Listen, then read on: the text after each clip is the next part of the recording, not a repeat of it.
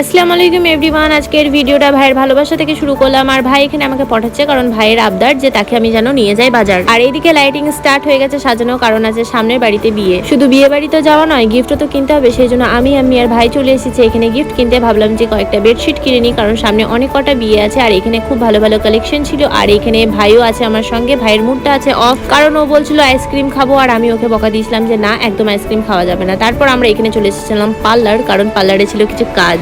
তারপর এখানে বই ঘরে এসেছিলাম। আর এইখানে আমার অনেক ছোটবেলার স্মৃতি জড়ানো আছে, কারণ এইখানে আমি প্রত্যেক দিন আসতাম। এমন কোনো দিন ছিল না যে আমি আসতাম না। স্কুল থেকে আসার পথে একবার না একবার আমাকে এখানে ঢোকা লাগতো। তারপর বাড়ি এসে আমি বেডশিট গুলো করে দিলাম প্যাক। আর এখানে আমার ভাই একদম রেডি হয়ে চলে এসেছে, কারণ বিয়ে বাড়ি যাবে বলে। এইদিকে আমি, ছোট মা, চাচিমা সবাই রেডি হয়ে বিয়ে বাড়ি চলে গেল।